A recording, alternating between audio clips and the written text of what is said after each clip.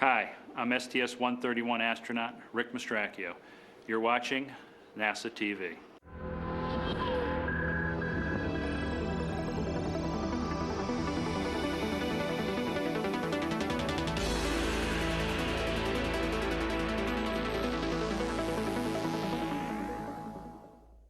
Good morning, Discovery. That song was played for Rick.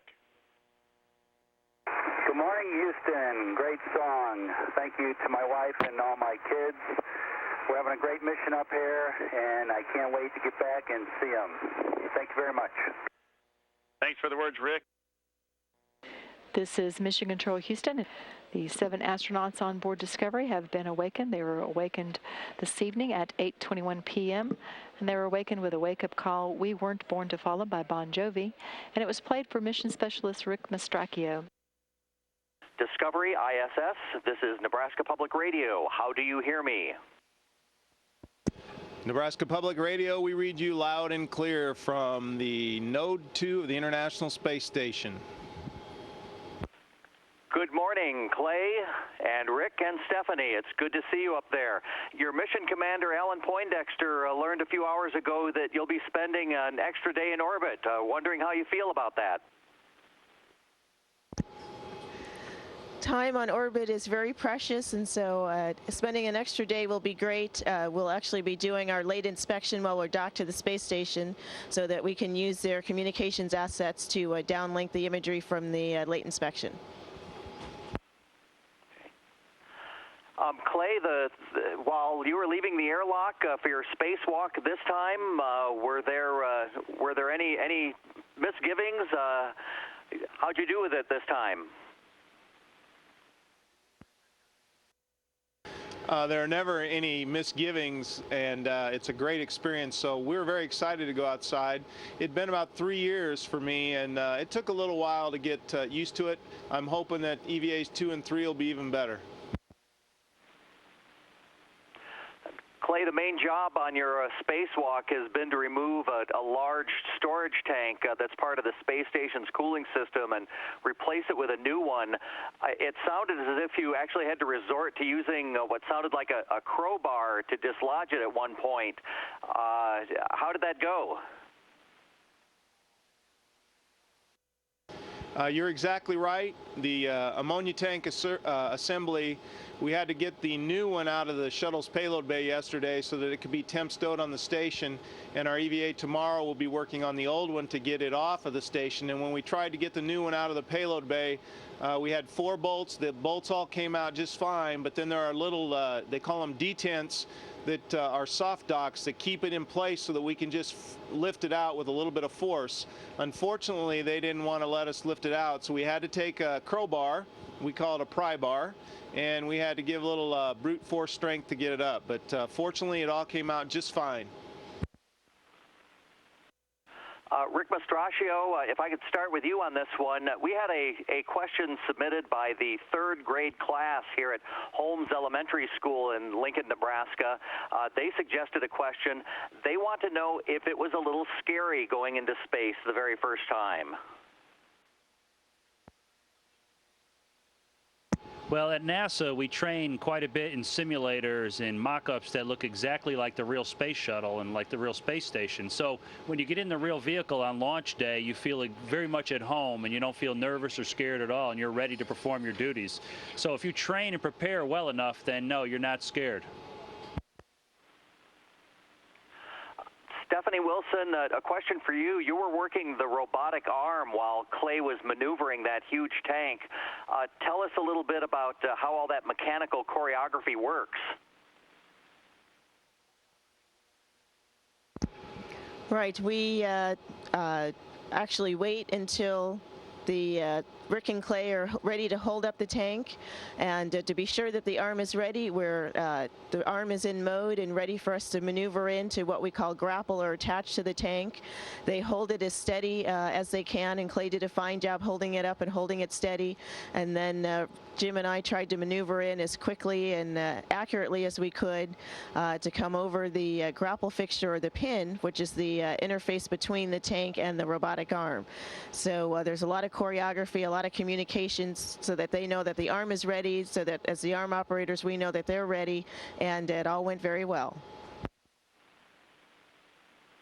Clay, how awkward was it maneuvering that huge tank while weightless? Actually, it was quite easy. It weighs about 1,800 pounds, and it didn't take a whole lot of force to yaw it around so that Stephanie could see the grapple pin that she wanted to grab it with the robotic arm. The only worry I had was that for a second there I was kind of thinking about trying to jettison it like I did on the last flight I was on, but fortunately common sense prevailed. Clay, we probably have time for maybe one more question. You'll be leaving the space station, and in all likelihood, with the end of the shuttle mission, this will be your last visit after this being your second visit. I'm wondering if leaving will be a little bittersweet at the conclusion of this one. Well, I'm not sure what the future holds, but anytime you come to a place as magnificent as this, it's going to be bittersweet when you leave, no matter whether you think or you might come back or whether you even know you're going to come back. I think it's always bittersweet.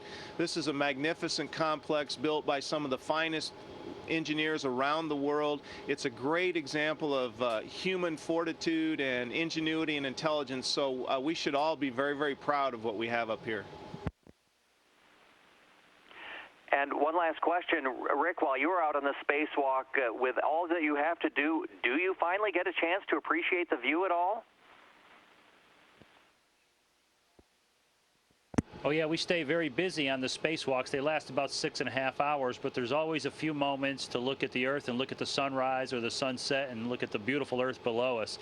You have to take a few moments every once in a while to do that on a spacewalk, or you're just cheating yourself. So yeah, we do take time to do that. Great. Thank you very much, all three of you. Good luck with the rest of the mission. Good morning, Discovery and ISS. It's CBS News and CBS News Radio. How do you hear me? CBS News and CBS News Radio, Discovery ISS has you loud and clear. Morning, Stephanie Wilson, Rick Mastracchio, and Clay Anderson. This is Peter King in Florida. Bill Harwood will be joining us for the Johnson Space Center in just a couple moments. And let's start with Rick and Clay, because you had a great first EVA yesterday. Tomorrow morning you head out for the second of three. I'm just wondering what's the biggest challenge you face on tomorrow's EVA? Yeah, on tomorrow's EVA, we will be installing the new ammonia tank and removing the old ammonia tank. The biggest challenge is just the integration of all the robotics and the EVA. A couple of times during tomorrow's EVA, we're going to have to lift up this 1,800-pound ammonia tank while the robotic arm folks, Stephanie and Jim Dutton, come in and grapple it. So it's going to require a lot of teamwork to get that to work out smoothly. Stephanie, for the EVA and also for the late heat shield inspection, which is now going to be while you're attached to station, what are the special challenges there? Are there a lot of clearances that you have to look after on both the EVA and the inspection? Yes, always with robotics operations, clearances are a concern. Luckily, during EVA, we have Clay and Rick to help us clear things. So when the tank gets close to structure, we're using their eyes for clearances. We wish we could have them outside also when we do this docked inspection. It is true that while we're docked, the clearances of the arm and the boom to structure will be very tight, and we don't always have cameras to get as good of a view as we would like to the station structure.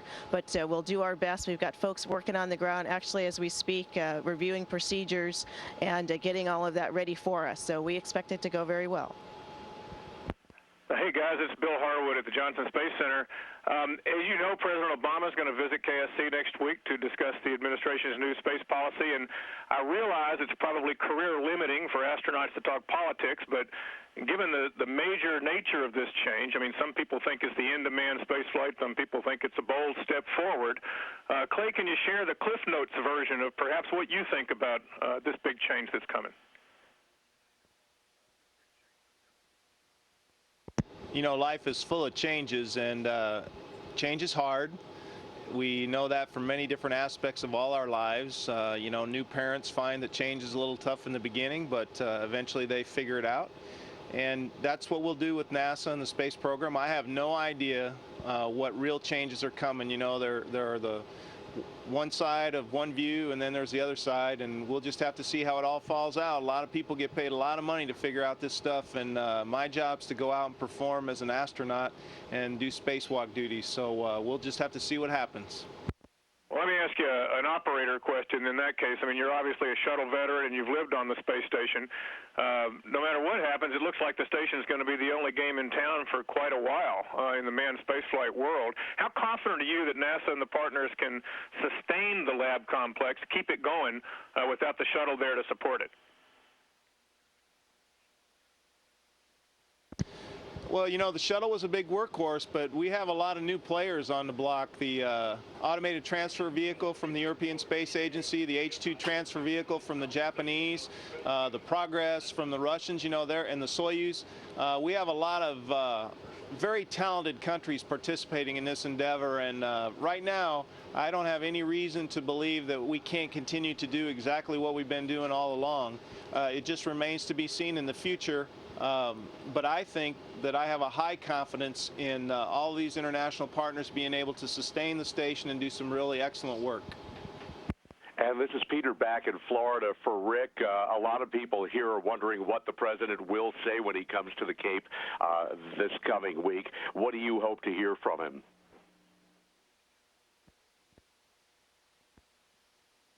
Well, I hope to hear that in the future NASA will be a big part of and have a large part in the human spaceflight. Obviously, NASA is meant to be a leader of the country and a leader of the world in technology and innovation, and that's what it's been for many, many years. And I hope that NASA will continue to be that way. And I have no doubt that it will be, no matter which direction we take. I think NASA is going to be a big contributor to technologies and new ideas and manned spaceflight. This question is for any and all of you. You had a smoke alarm that got everybody scrambling early this morning. We know that turned out to be okay. But 40 years ago this coming week, a very real emergency took place on Apollo 13. I'm just wondering your thoughts on that. I think you're all old enough to remember it pretty well. And what the Apollo 13 experience has meant to the program in the 40 years since it happened.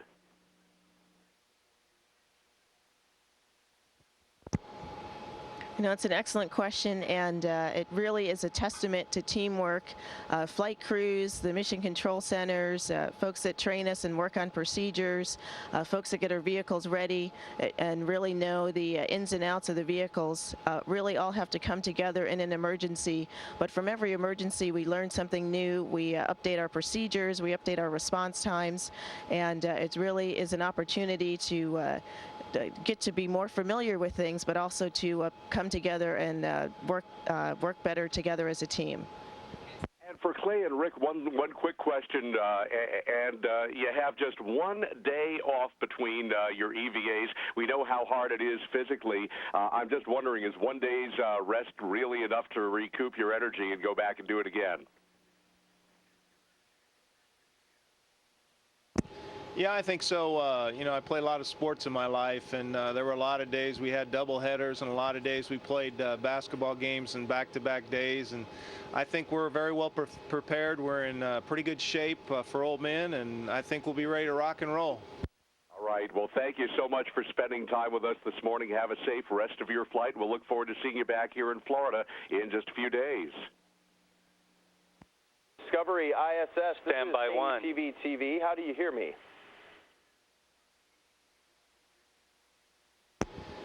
This is Discovery and ISS. We hear you loud and clear.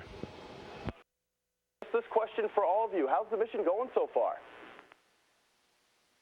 The mission's going very well. We're in the middle of transferring all the cargo that we brought up. Rick and I completed the first spacewalk yesterday. The station crew is working hard as usual, and everything's going very, very well. And for everyone, you know, down here, we can't possibly imagine this, but tell us what it's like to be outside of that space station, just floating around in space.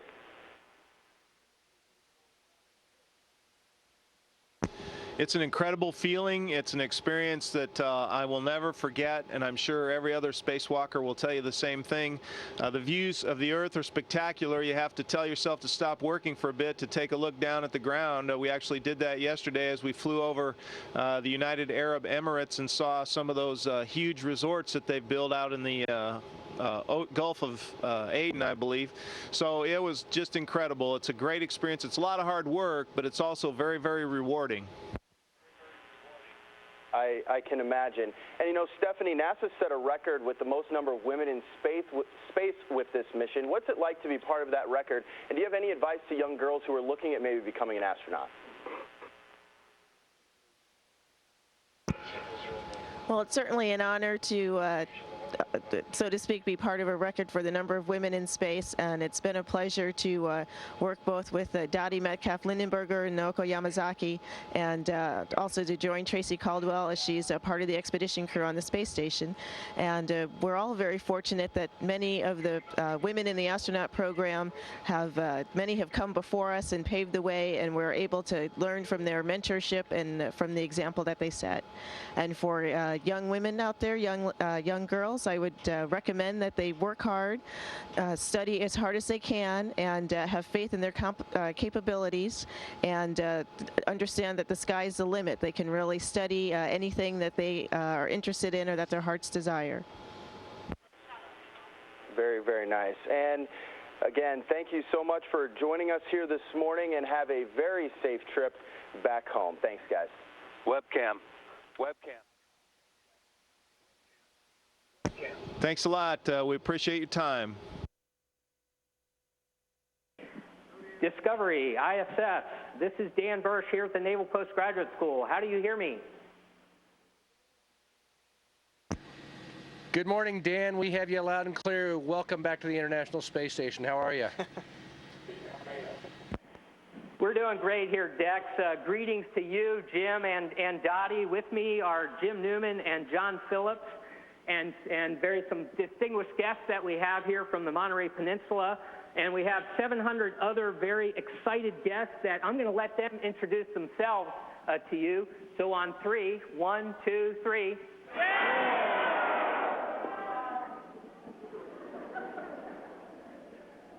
All right, so without further ado, hopefully you heard that greeting. Okay, they did, they heard it.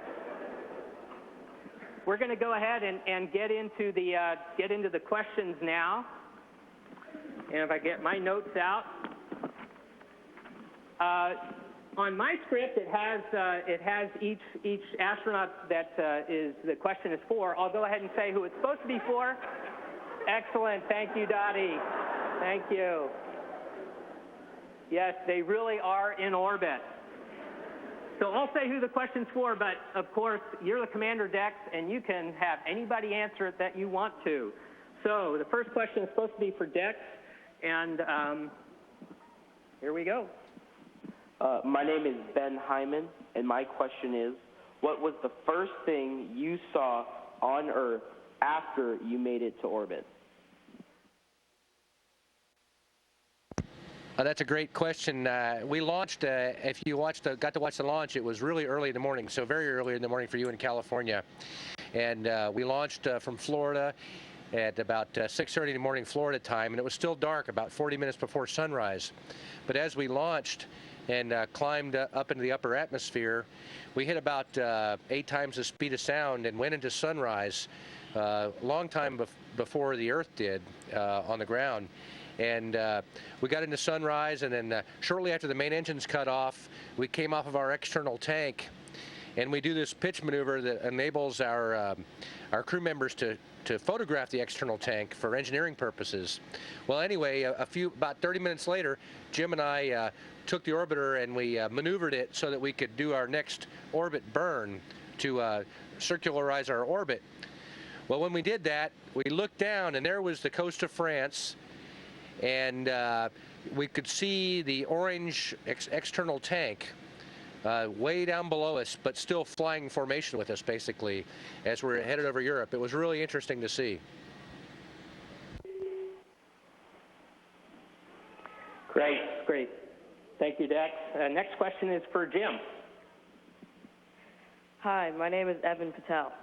Can you show us how things behave in space? Take the ball or the CTV or something.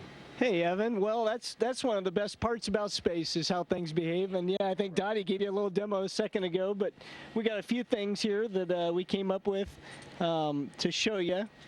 Let me see here. Dex, do you mind holding the mic for a sec? So, you know, one of the little things I found is just like picking up tools and messing around with them today. I was fiddling around with this thing, kind of get a rate on this little handle here and then let go and wow, you know, it takes off and sometimes you get an axis of symmetry where it spins normally and sometimes you don't. And it takes off like that. All right. We have fun with food. Food is one of the more fun things we do. You don't just have to eat like normal. You can play with your food. It's allowed in space. Great answer, Jim. Thanks, guys. Next question is for Dottie. Hi, my name is Christian Johnson, and what has been the hardest part of the mission for you so far? Hey, Christian, thanks for participating in this. And the hardest thing for me so far is actually just doing some of your morning operations. As you can see, my hair is really long and curly, and you can't really wash your hair in space. We have this camping shampoo that you run through, and then you kind of comb it through your hair and you try to towel it off. But it's much easier for me to take a shower on Earth. And also changing my contacts, I always have to think, okay, I got to put this contact in, so I put it on the wall, and then I get it prepped, and then I get it out and make sure I don't drop it, and then I get it in my eye. And on Earth, it seems a little bit easier. But today, we were doing a lot of transfer, and that is so much easier than on Earth. In fact, yesterday, my friend Naoko moved almost 3 tons of equipment, all with her legs through the International Space Station. Well, some with her hands, too. But in space, it's much easier to be a mover. Thanks, Dottie. Next question is for Dex. Hi, my name is Caitlin Stewie, and my question is, how's it been working with the ISS crew, and when was the last time you trained together? It's just been great. We've had an opportunity to train with all those people back in Houston before they launched late last fall, and they're just terrific hosts, and we love being here in their home and trying to help them add more science and research capabilities to their home, and also giving them a lot of supplies. This bag I'm holding in front of me is what we call a CTB bag, and it has a lot of supplies in it. And Captain Burge can tell you all about moving these things around, as can Dr. Phillips there. But we move a whole lot of these bags around and bring the station crew a lot of supplies, and they're really happy for it. Thanks, Dex. Next question is for Jim. Hi, I'm Stella Kral, and my question is, how well did the training you received prepare you for this mission, like, for example, the simulators? Well, it's really incredible how well trained you are. Yesterday we had our first spacewalk, and myself and Stephanie Wilson were the 2 station arm robotic operators supporting the mission. Yeah, actually right here is the robotic operator station that we were working at. These 2 controls you see are the ones that we were using to fly the arm. And I'll tell you, if it hadn't been for the beautiful views we saw behind our camera views of the station and the EVA guys, the spacewalkers, I wouldn't have believed I wasn't in a sim, because it was so similar. And so things just went really flawlessly yesterday from a robotics standpoint. And we just, you know, we have great support back in Houston. The people that train us work so hard to make sure we know what we're doing, and they do a great job. Thanks, Jim. And we see that behind you that fighter pilots really do like to fly upside down. Next question is for Dottie. Hi, I'm Nicole. What do you see as the biggest challenge to exploring new planets someday?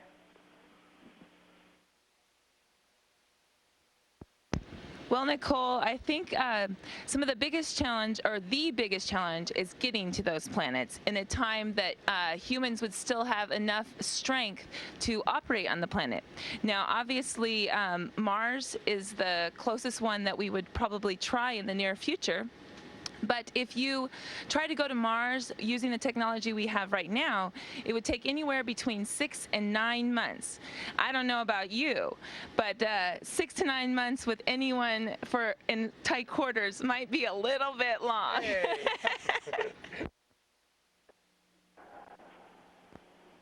Thanks, Dottie. Next question is for Dex. Hi, my name's Zach. As the commander, what is your biggest concern for the mission? Hey, Zach, that's a good question. You know, it's just like you can sort of equate it to a military commander job. You know, my job is to make sure that we get the mission done and that we get everybody home and all the equipment home safely. So I'm obviously concerned about my crew and their well-being. And I'm also concerned about making sure that there's enough time in the day to get everything done that we need to get done. It's rather busy up here, and a shuttle flight is like a sprint, you know, whereas the guys up here, long duration, have more of a marathon approach to living in space. And when we get up here and go, we really got to get everything done quickly and safely. And so I'm always keeping a watchful eye out for things and making sure that things are going safely and that the crew is well trained. And they're just doing a superb job, real professionals. Thanks, Dex. And we're all very proud of you down here. It looks like the mission's going great. Thank you very much. Next question is for Jim. Hi, my name's Alana McEachin, and as the pilot, what are you looking forward to most in this mission? Hi, Alana. I think as a pilot, the launch was probably the most exciting part. I just have looked at space shuttle posters and pictures and always been enthralled by the launch, and then to actually be sitting in there as the main engines lit, it was actually pretty chaotic. The engines don't start up real smoothly, and then when the solid rocket boosters lit, it was a little bit like having a mine go off underneath you is the best way to explain it, to at least as I felt it. And even though we were a night launch, it was just really bright out the windows for the first probably 30 seconds. So, you know, I think that was the thrill that I was most looking forward to as a pilot. Thanks, Jim. Next question is for Dottie. My name is Matthew Mercado. What has been the most enjoyable part of your mission so far? Wow, that is a tough question because I've enjoyed a bunch of different things so far.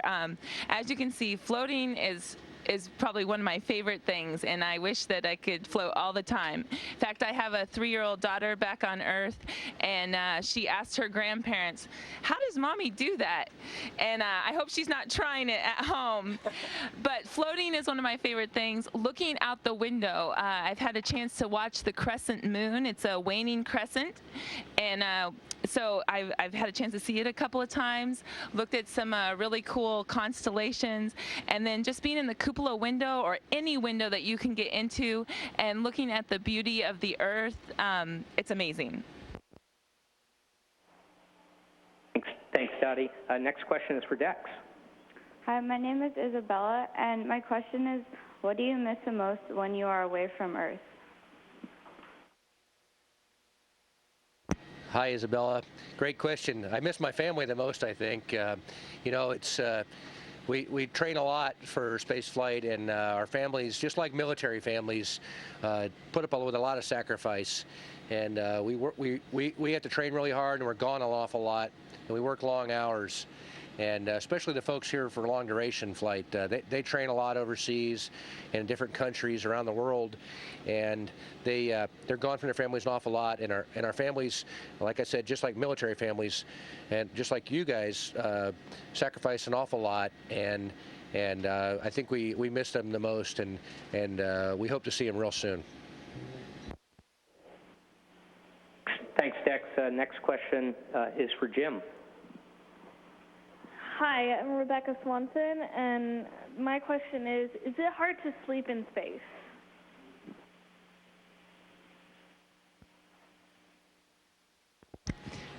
You know, I thought it probably would be, and the first night it was. My body, for some reason, it didn't know what to do. I was a little out of sorts and kind of woke up a couple times feeling like I was falling, which I am, technically.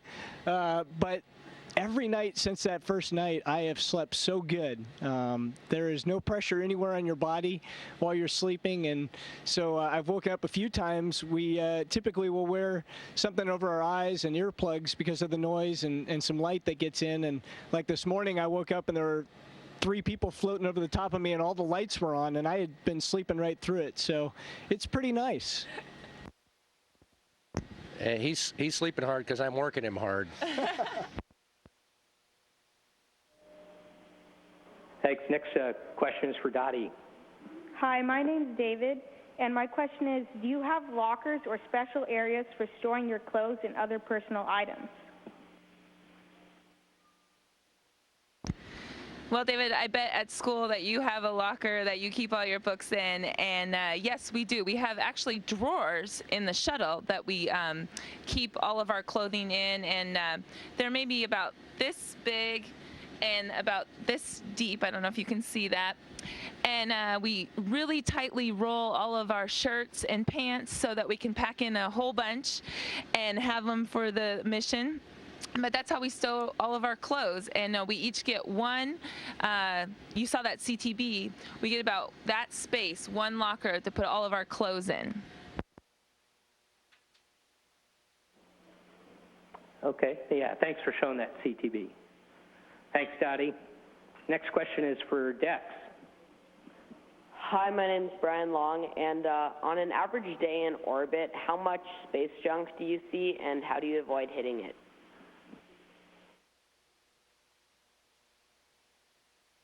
Well, we don't really see any space junk. Anything that we see floating outside usually comes from the shuttle.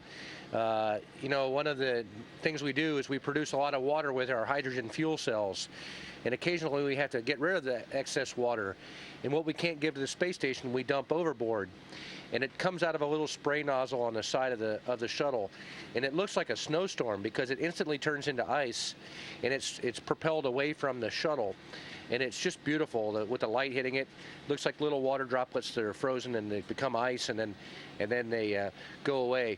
But to answer your question about space junk, we hopefully don't see any at all. There are a lot of people on the ground who watch that very closely, and they'll let us know if we need to maneuver out of the way, which the space station has to do occasionally. Next question is for Jim. Hi, my name's Olivia, and is someone constantly flying the shuttle, or does it just float on its own once in orbit?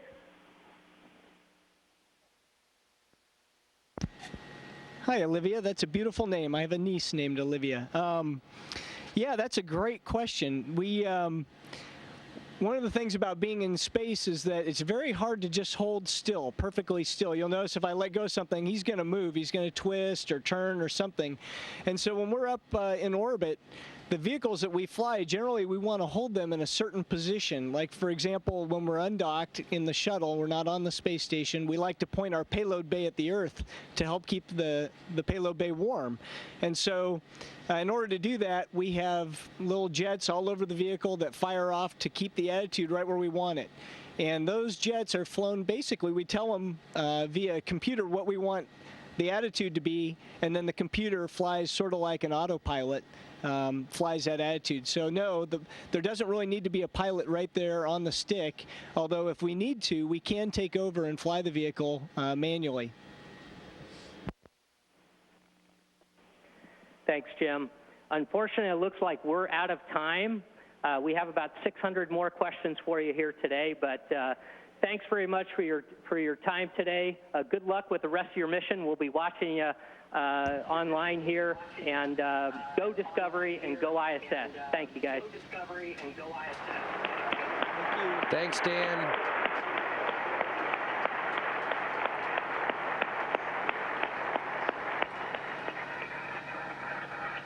Thanks, Dan. Have a good morning in Monterey. And Dex on Space Ground 2, we're ready for your replay of highlights. Copy, Houston. We started off the morning of flight day 6 doing some water ops, and this is me down on the mid deck in front of the galley, filling up a CWC bag and inserting some silver biocide into it. This is technical water that's used over on the station, and we bag up excess fuel cell water that's generated by our hydrogen fuel cells into these bags, and then transfer them over to the station. And this hose you see is coming out of the galley, and then I inject a little bit of silver biocide into a fitting. And just after that, Jim and Donnie were up on the flight deck. And there's never a dull moment on a shuttle flight, and so Jim and I are wearing our T-shirts this morning because we basically got up and had this procedure to fly, and then we were going to exercise afterwards. But you can see this procedure, it had some fairly close clearances with the GEM module, but all of it could be viewed basically out of the commander's window. It was awesome. And this is Clay and me transferring another rack today. And today we transferred 2 racks into the space station. This is WOLF, the Earth Observatory rack, which goes into the UX laboratory. It enhances the Earth observation capability a lot with remote sensing capability and a remote control of the WOLF, the window and the camera and video cameras. As you see, the rack is so big, it just fits the hatch. So we have to be very careful. We didn't hit any hatch shields or structures, so we moved very slow and steady.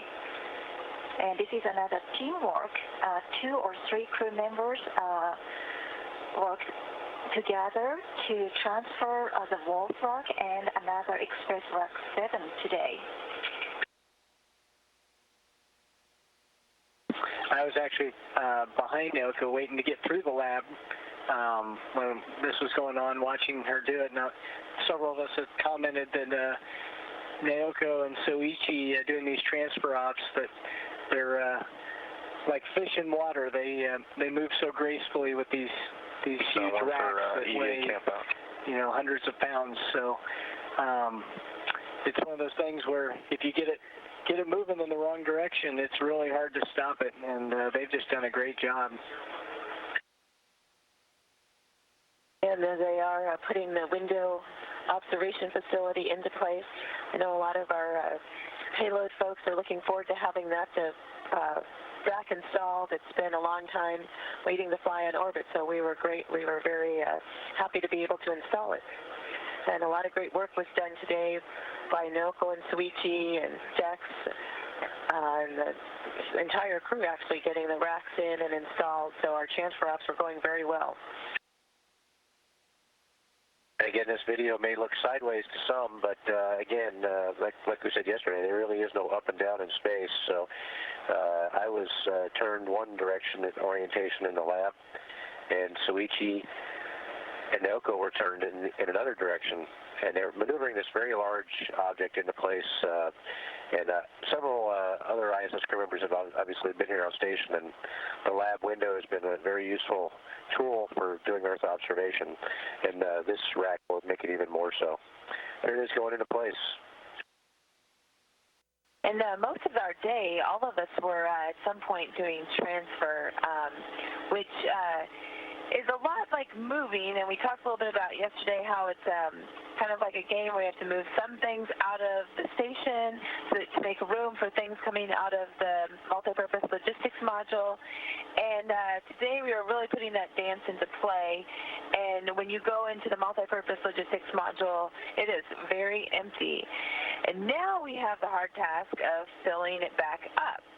So now we're going and finding a whole bunch of bags and trying to figure out where they go. And as you can see, that's a lot of teamwork, and what a great team.